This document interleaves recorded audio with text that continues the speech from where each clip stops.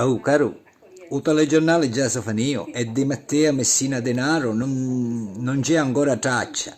Zina aerei, a prima notizia, però Matteo Messina Denaro, il covo, gli abitanti che lo hanno protetto, ora che invece oggi gli abitanti fecero una manifestazione contro la mafia, il telegiornale già si finito e ancora non l'hanno detto, né a Rai 1 e manca a Canale 5.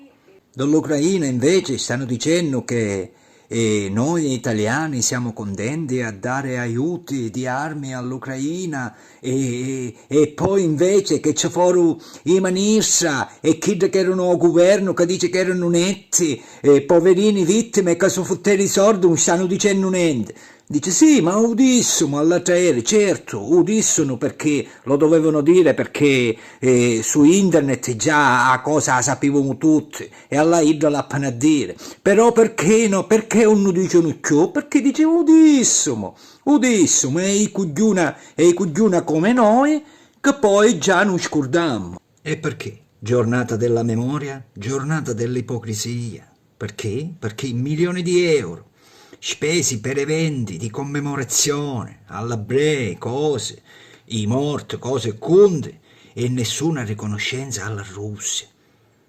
Come dice? Che c'entra la Russia? Che c'entra la Russia?